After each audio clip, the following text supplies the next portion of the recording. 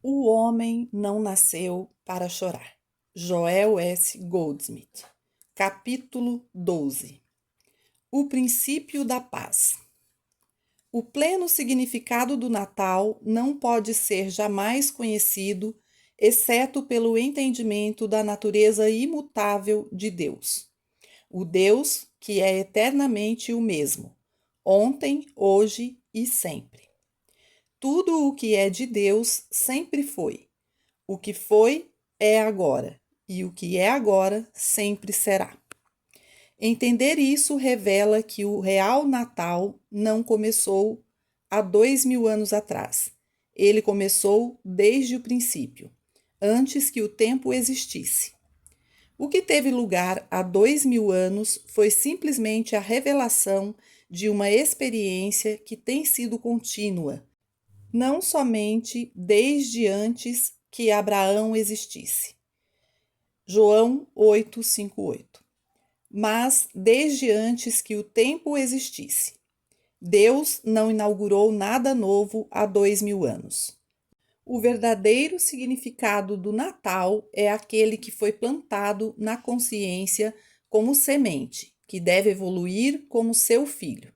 Ninguém jamais existiu, existe agora ou jamais existirá sem o poder e a influência espiritual que foi implantada em sua consciência desde o princípio. A função do Filho de Deus ficou bem clara durante todo o ministério de Jesus Cristo com a revelação. Eu vim para que todos tenham vida, que todos tenham vida plenamente. João 10. Não eu, Jesus, mas eu, o Filho de Deus. Ele disse ainda: se eu testifico de mim mesmo, o meu testemunho não é verdadeiro. Eu não posso de mim mesmo fazer coisa alguma. João 5. Eu sou o pão da vida. João 6. Eu sou a ressurreição e a vida. João 11. Esse foi o Filho de Deus falando. Não era totalmente Jesus, era o Filho de Deus falando através dele. O mesmo Filho de Deus que está no meio de todos nós, assim como esteve no meio de todo o indivíduo desde o início dos tempos. Encontre em seu interior a paz que reina desde o princípio. Há uma história sobre um rei que era pacífico, justo, misericordioso e gentil. Mas tinha um rei vizinho que só pensava em guerra e invasão. Por conta da natureza de seu ser, o rei justo mandou um embaixador ao reino vizinho para tratar a paz. Enquanto isso, para proteger seu povo, ele começou a preparar-se para a guerra. Desde um extremo ao outro do seu reino, tudo era preparação para o esperado conflito. A alegria então fugiu dos corações das pessoas e os sorrisos se apagaram de suas faces. O rei seguiu rezando por todos os meios, por paz e harmonia, até que um dia a esposa de um oficial veio a ele e lhe pediu permissão para revelar-lhe um segredo. O que ela sussurrou em seu ouvido o fez sorrir. E ele disse a ela para sair e buscar outras mulheres na cidade, mas não homens, apenas mulheres, confiando a cada uma seu segredo, espalhando-o por toda a terra. O rei então voltou-se para sua própria esposa e confiou-lhe o mesmo segredo, e ela também saiu a compartilhá-lo com outras mulheres por toda a terra. De fronteira a fronteira, conforme as mulheres foram espalhando esse grande segredo, sorrisos retornaram às faces dos súditos. Novamente ouvia-se cantos pela terra, e a alegria espalhou-se. No Natal, a mensagem do embaixador chegou anunciando que um tratado de paz fora assinado no reino vizinho. Quando o rei lançou o edito suspendendo as preparações para a guerra, de modo que a população poderia retornar a cultivar seus bens, ele percebeu que isso já havia acontecido, e isso era parte da felicidade que havia retornado ao reino. E então, é claro, os oficiais de guerra quiseram saber o que tinha produzido uma mudança tão milagrosa. O rei explicou que o segredo transmitido de mulher a mulher era: todo dia, recolha-se por um curto período de silêncio. Mergulhe em seu interior e ore a Deus, mas não rogue a Deus por paz. Não rogue a Deus por nada. Apenas sente-se em silêncio e encontre a paz dentro de você. Sinta a paz dentro de você e faça isso todo dia. Esse era o grande segredo da volta da alegria e da felicidade, assim como da paz com o reino vizinho. Aos alunos do Caminho Infinito, essa história não parece estranha, porque eles já perceberam que não podemos rezar a Deus por paz nas nações, ou mesmo paz para nós mesmos. Deus plantou a paz em nossas almas, corações e mentes. Como seres humanos, isso permanece sepultado em nós, e para ressuscitar isso, devemos voltar-nos ao nosso interior e encontrar a paz que já estava lá bem antes de tornar-se o esplendor aprisionado, para escapar para o mundo e ser sentido pelos nossos vizinhos. A função desse Filho de Deus é que possamos ter paz, que possamos ter a vida mais abundante, que encontremos em nós mesmos tudo que o Pai tem. Filho, tu sempre estás comigo, e tudo que é meu é teu. Lucas 15. E isso tudo foi semeado em nós. Quando cavamos por poços de petróleo, por minas de ouro, prata ou diamantes, quando mergulhamos por pérolas, não estamos nós buscando por aquilo que Deus já plantou dentro de nós? Somos responsáveis por tudo que há no solo, no oceano e no ar? Fomos nós que criamos esses bens na terra, acima da terra e abaixo da terra, ou tudo isso já estava situado lá para nosso benefício? Claro, a resposta é que todas essas riquezas vêm sendo formadas por milhões de anos antes de existirem pessoas que necessitassem delas. Tudo o que temos a fazer é despertar aquilo que Deus plantou dentro de nós. Isso também é verdadeiro para todo o universo espiritual. O reino de Deus não está ei-lo aqui ou ei-lo ali, porque eis que o reino de Deus está entre vós. Lucas 17. E como desfrutaremos desse reino a não ser encontrando-o dentro de nós, entrando em contato com ele e cavando e mergulhando? E quanto mais fundo mergulharmos em nós mesmos, nesse silêncio interior, maior o tesouro que traremos à superfície. Nossa vida individual deve mostrar a graça de Deus. Para entender o Natal, portanto, entendamos claramente que Deus plantou a semente de si mesmo em cada um de nós. A semente que brota conforme o Filho de Deus, plenamente desenvolvido, cuja missão é preencher nossas vidas, de tal sorte que possamos mostrar a glória de Deus revelada pelo Mestre. Como de mim mesmo nada posso, desde que, se dou testemunho de mim mesmo, meu testemunho não é verdadeiro. João 5. Então, tudo o que devemos fazer em nossas vidas individuais é mostrar a graça de Deus, sua sabedoria, espírito, saúde e abundância. Essa deve ser tanto a possibilidade quanto a potencialidade de cada indivíduo. De outra forma, não se poderia verdadeiramente dizer que Deus é para sempre e sempre, que é sempre o mesmo e que não faz diferença entre pessoas. Se tudo o que Deus fez é para sempre, então desde o princípio dos tempos a humanidade tem, dentro de sua própria alma, a paz divina e a divina graça de Deus. Infelizmente, não podemos dá-las ao nosso próximo e nem podemos recebê-las dele, até que as tenhamos encontrado dentro de nós mesmos. Não podemos dar o que não temos. Jesus disse: a quem muito foi dado, muito será cobrado. Lucas 12.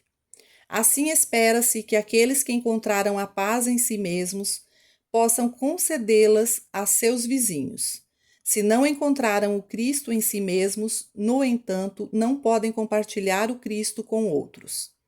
Ninguém que não expresse amor pode atrair amor para si mesmo. Ninguém que não expresse abundância pode atrair abundância para si mesmo. Ninguém que não encontrou paz em si mesmo pode atrair a paz para si.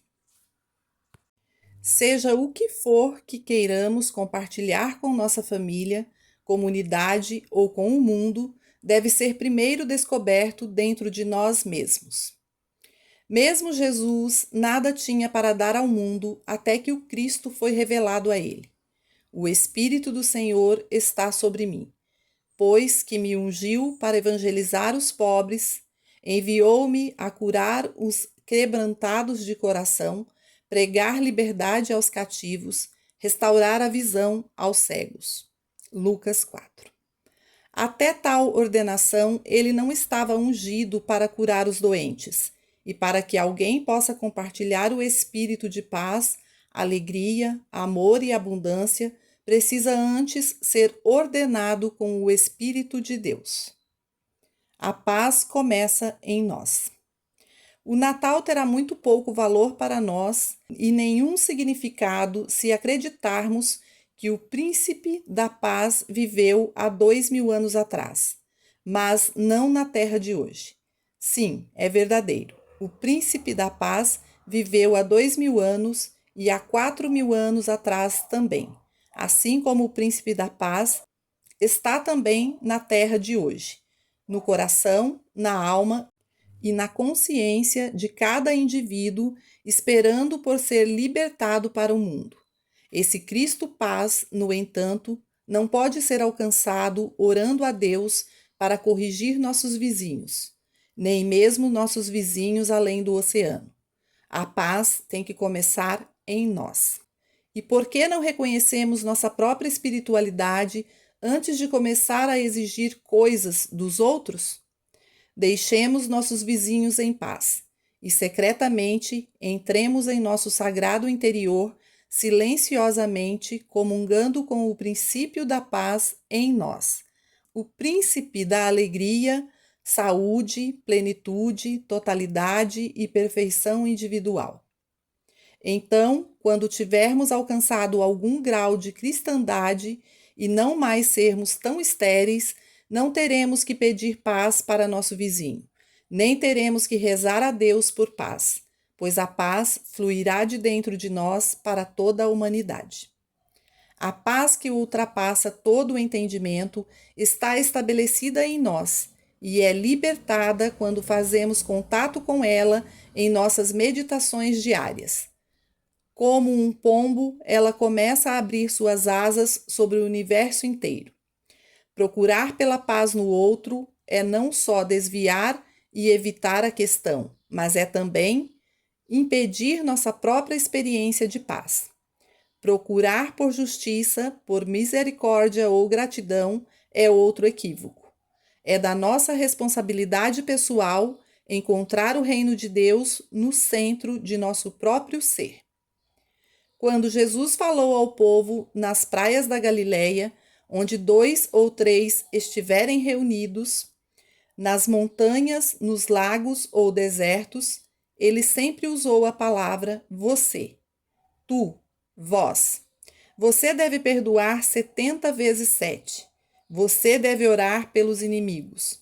Você deve primeiro procurar o reino de Deus dentro de você. Ele estava sempre falando a outros que o ouviam. Ele não disse essas coisas para Pilatos ou Herodes. Não as disse para César. Ele não os procurou pela paz.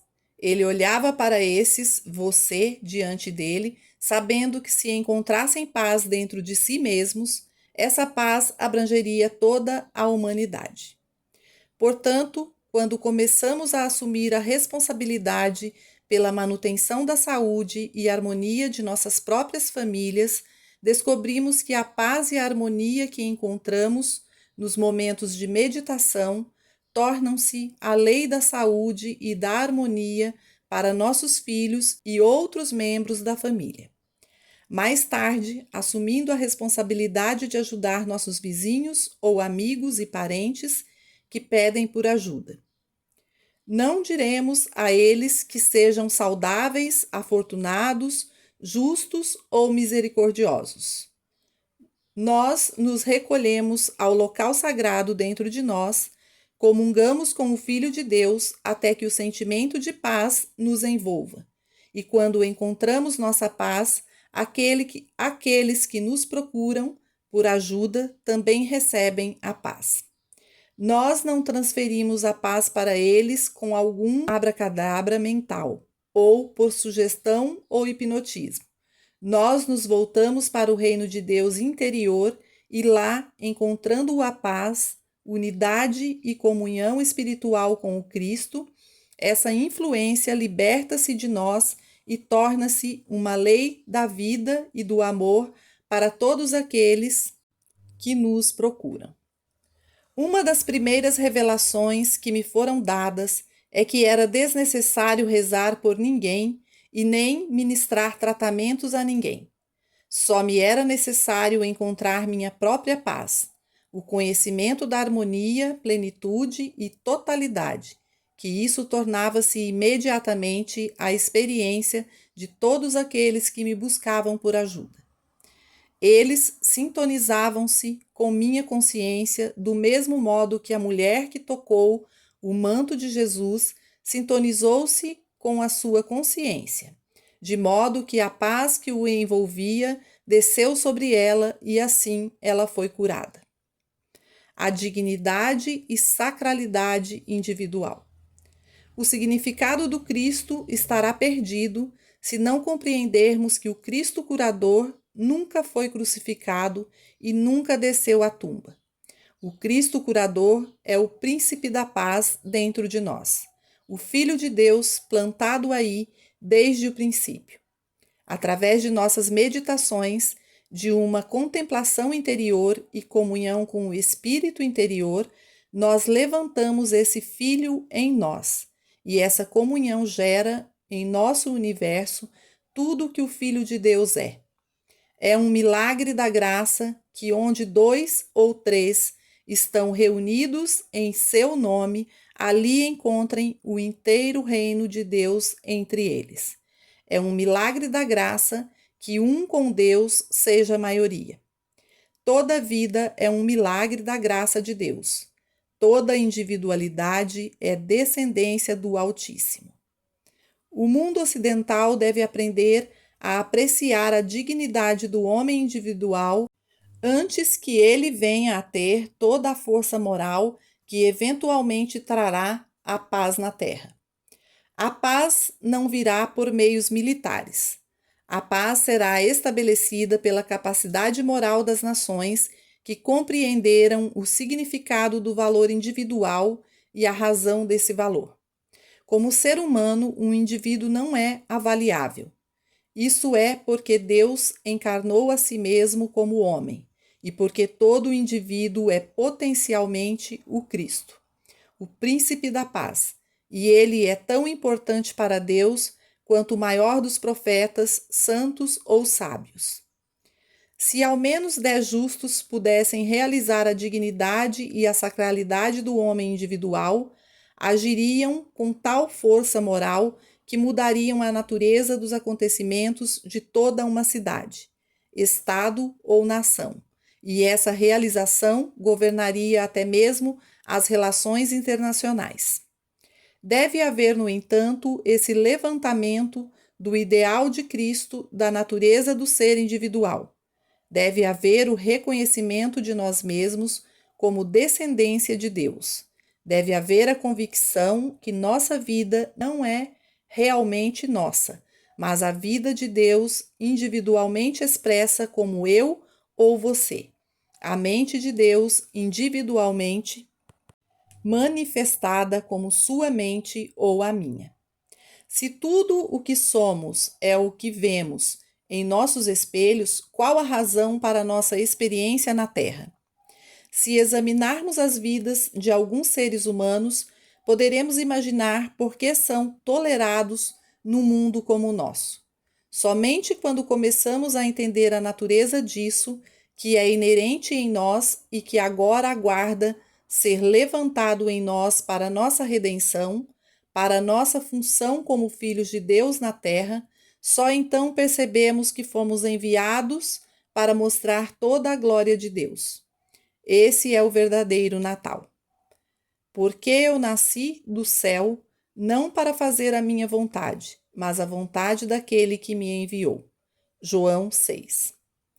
Isto disse o Senhor, e por causa da natureza universal de Deus, é sua função, e minha também, viver de modo que a vontade de Deus possa ser feita através de nós, não a sua ou a minha vontade. Nossas vidas devem ser dedicadas a este princípio. Onde quer que haja um indivíduo capaz de colocar-se a si mesmo de lado e realizar que eu estou aqui para que a vontade de Deus possa ser feita por mim.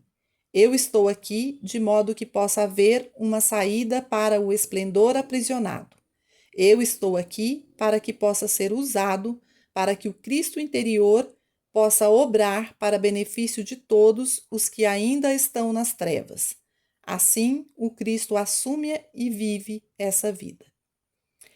Foi Napoleão que disse que todo soldado tem um bastão de marechal em sua mochila, e isso é apenas uma outra maneira de expressar o ensino de Cristo, que todo homem, pela presença da graça de Deus nele, tem dentro de si a plena autoridade e dignidade de um mestre. O mundo teve sorte de ter grandes mestres que alcançaram a visão do Espírito de Deus residente e perceberam a natureza divina do homem. Moisés, Elias, Eliseu, Isaías, Jesus, João, Paulo, Buda, Shankara e Nanak. Todos esses homens ensinaram a mesma coisa. Eles apenas apontavam o caminho, mas se eles não continuassem, o Confortador não poderia vir. Se vós também não começarmos a perceber que o que tem sido revelado pelos mestres espirituais do mundo é um princípio universal, como então poderá esse Cristo tornar-se uma revelação e manifestação universal? Como poderá o reino de Deus vir à terra se ele não vier como um homem individual, no qual sua cristandade terá sido levantada? Será que as pessoas deste mundo tornar-se-ão repentinamente por si mesmas em boas pessoas em vez de más pessoas? Pessoas sábias em vez de ignorantes? Há alguma coisa que mudará a humanidade do que sempre foi? Um estado de escravidão e de ignorância? Não mudará o mundo, exceto pela realização da natureza do Natal, a natureza da verdade de que a semente de Deus está plantada na consciência humana, semeada no eu ou você individual, e que devemos manifestar como nossa identidade espiritual? Há algum outro caminho pelo qual isso possa ser feito? Educação, é claro, é parte valiosa de uma sociedade civilizada, mas mero treino acadêmico e proezas intelectuais não trazem moralidade ou integridade. Somente a realização de natureza espiritual do nosso ser pode fazer isso. Somente a ascensão do Cristo em nós pode fazer de nós um mundo de pessoas inspiradas, com alta moral e senso espiritual. E isso somente liberando de nós mesmos. Somente dizer às pessoas que elas deveriam ser boas, que deveria haver paz na terra, ou que deveria haver integridade em nossas relações com os outros, não faz com que isso aconteça. Nada faz, nem mesmo sermões. A única via para estabelecer a paz na terra é encontrar a paz de Deus em nosso próprio ser. Conforme fazemos isso, atraímos pequenos grupos para nós, e eles encontrarão a paz de Deus estabelecida dentro deles. E então, eles, por sua vez, encontrando a paz em si mesmos, levarão a outros e assim por diante, ad infinitum. Libertando o esplendor aprisionado. A paz está guardada em você e em mim. Devemos libertar o princípio da paz de dentro de nós e deixá-lo trabalhar na consciência de todos aqueles que neste momento possam estar prontos e receptivos para esta experiência. Isso não é feito moralizando o mundo ou pedindo ao mundo para ser melhor do que é ou que é capaz de ser. Isso é feito individualmente, libertando o princípio da paz de dentro de nós mesmos. Pela comunhão com o Espírito interior, e então, conforme ele se libera, deixamos que ele vá à nossa frente para fazer suas obras. Não somos chamados a sair pelo mundo, mas somente a liberar o Espírito do Cristo para o mundo. Não há valor espiritual em todas as milhares de palavras que proferimos. Não há valor espiritual ou moral em todas as centenas de lições que ensinamos ou pregamos. A graça de Deus não alcança a consciência humana pela moralização. Tudo o que precisamos fazer é retirarmos-nos para os nossos lares, templos, montanhas ou vales e então encontrar a paz oculta dentro. Devemos nos tornar centro através dos quais a graça de Deus pode fluir de modo que essa presença invisível possa ir à nossa frente, endireitando os caminhos tortos e preparando mansões para nós. Nosso maior valor no mundo encontra-se em nossos períodos de silêncio, segredo e sacralidade.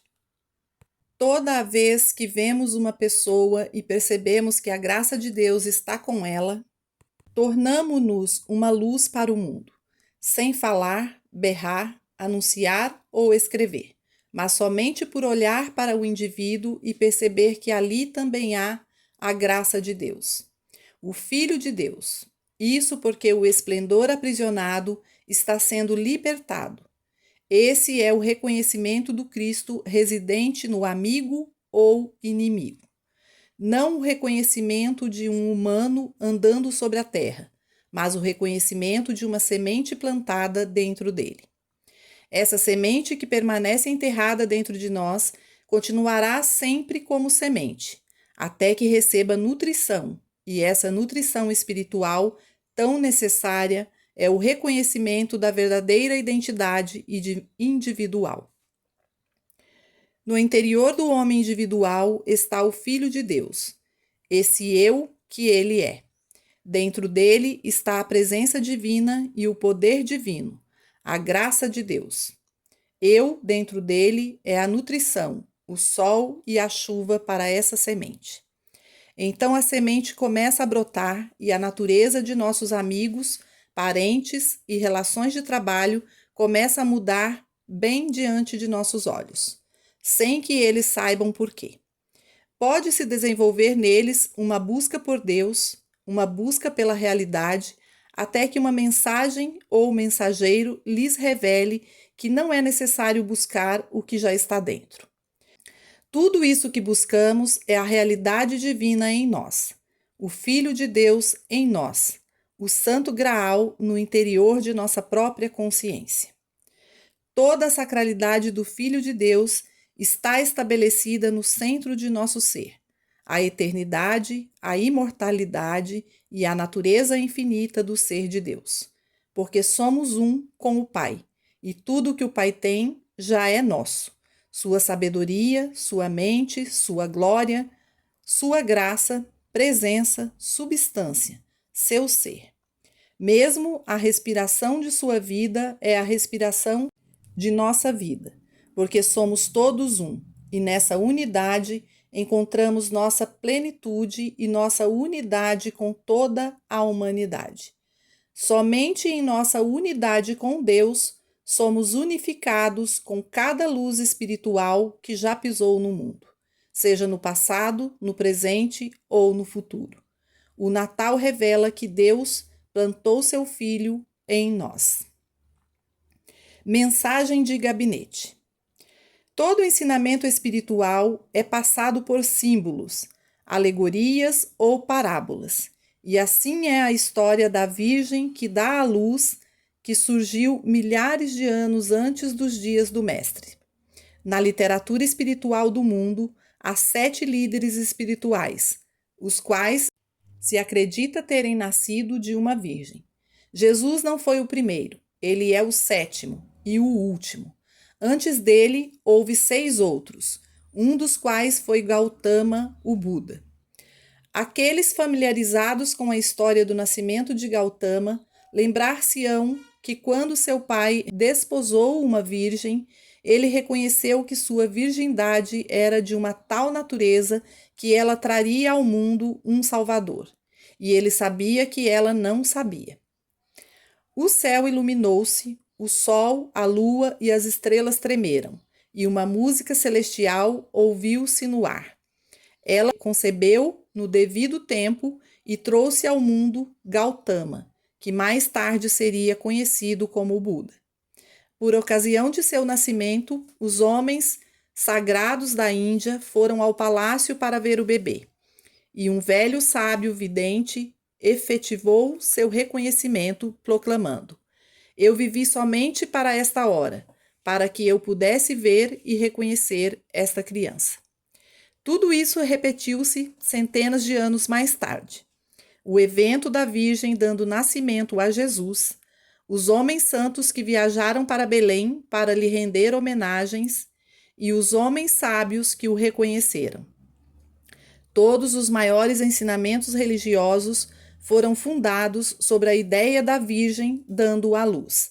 E embora o que se falasse era da fundação do ensinamento nascendo a partir de uma virgem, eventualmente isso tornou-se identificado como o revelador original nascido da Virgem.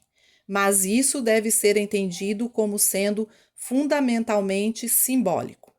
O Cristo vem sempre nascido de uma virgem, porque ele não vem a nós por processo humano ou físico. É a graça de Deus entrando em nossa consciência. E quando isso acontece, ela entra como um bebê, tão pequenino que nós quase tememos reconhecer que tivemos uma experiência espiritual, com medo de nos decepcionarmos por ter sido tão fugaz que não poderíamos estar certos de não estarmos nos enganando a nós mesmos, ao lembrarmos disso. Costuma ser uma experiência tão gentil que nem podemos estar certos de que realmente ocorreu. Mas ainda assim, conforme ponderamos, continuamos a pensar e meditar, esse bebê que foi concebido em nós desenvolve-se e faz-nos conscientes de sua presença, mas sempre de tal modo que ainda não temos certeza, e certamente porque ainda não nos fortalecemos nisso. Então vem o nascimento. Quando o nascimento acontece, traz com ele efeitos muito visíveis e tangíveis, que fazem com que saibamos, sem sombra de dúvida, que o Cristo nos tocou. Então o mundo tenta matá-lo, porque o mundo não quer que tenhamos coisa tão gloriosa, e por isso começa imediatamente a dizer-nos quão errados nós estamos e como estamos nos iludindo. Mesmo assim, quando Cristo nasce em nós, ele transforma toda a natureza da nossa vida, muda toda a natureza do nosso caráter, da nossa experiência imortal. Nunca mais seremos chamados a viver a nossa própria vida. Mas agora, se formos sábios, ao invés de falarmos disso a outros, mostrar ou tentar provar a outros, nós o manteremos no Egito, o lugar da escuridão, e lá o manteremos escondido, deixando que o Cristo, em nossa experiência, seja revelado apenas pelos seus efeitos em nossa vida. Por que anunciar isso ou tentar convencer alguém? É o mesmo que tentar convencer um cego do que é o brilho do sol. Como podemos explicar alguma coisa para pessoas que de forma alguma a receberam? Elas não estão vivendo nesse nível de consciência. Como podemos dizer às pessoas que não alcançaram uma consciência capaz de reconhecer o Cristo, que elas deveriam viver pela graça, sem preocupações, medo, acidentes, morte ou miséria?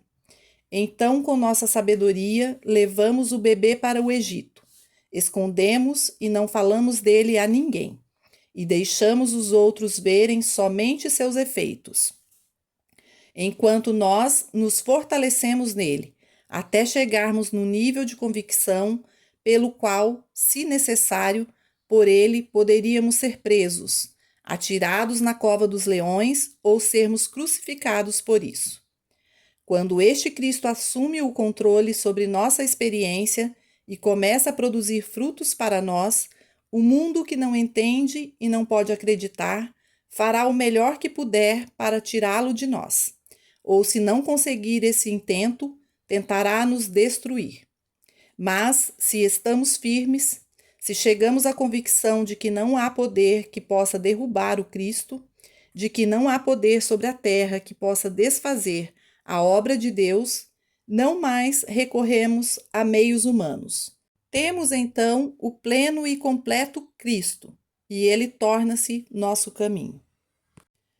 A experiência do Cristo pode chegar como chegou a algumas pessoas sem nenhuma razão humana aparente, como um presente de Deus.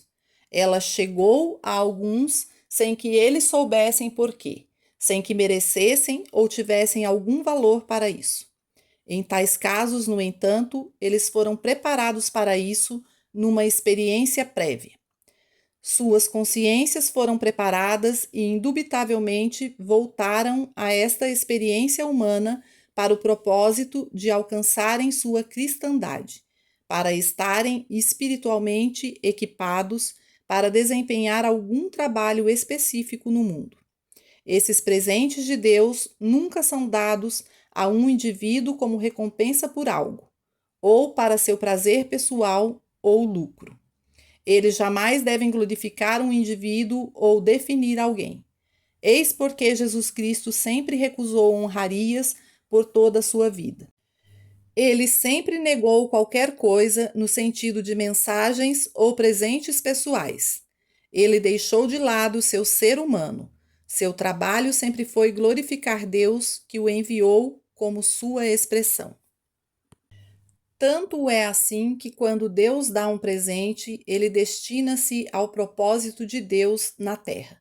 Conforme seguimos as vidas de todos aqueles que foram ordenados por Deus e receberam a revelação, guiando-os a fundar novos ensinamentos religiosos, nós descobrimos que humildade é a sua mais importante qualidade, mas não um falso senso de humildade, que veste a si mesma de um ar pretensamente santificado, mas um senso real de humildade, que vem de um absoluto conhecimento de que qualquer coisa que aconteça por intermédio deles não é por seu próprio fazer. É um impulso vindo de uma fonte infinita, e não vem para que o individual alcance fama ou junte fortuna, mas vem para que o indivíduo, esquecendo de si mesmo, dê curso a qualquer missão que venha com o presente espiritual que lhe foi dado. Não há experiência de Cristo para ninguém que esteja vivendo no plano humano. Deve haver uma purificação da consciência, um batismo do Espírito, a descida do Espírito Santo, pela qual o julgamento humano, a crítica e a condenação se acabam, e nos tornamos puros demais para contemplar a iniquidade.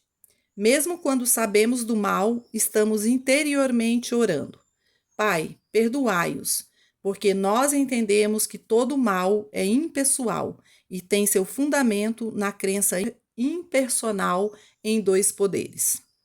O estado de consciência que não aceita dois poderes é uma consciência que pode receber o Cristo, porque é um estado puro e virgem da consciência.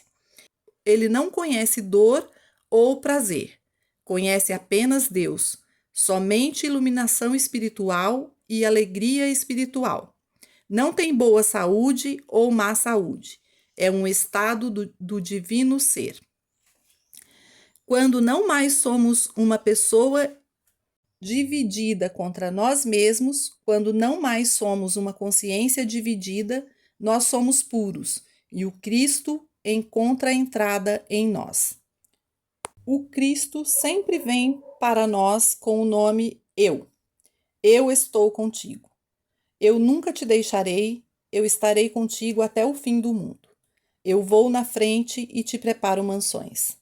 Ele sempre nos fala do centro de nosso ser com a palavra eu, mas ele só pode vir quando nós podemos perceber que todo homem tem a mesma consciência virgem e espiritual que nós temos, somente que ele talvez ainda não saiba disso.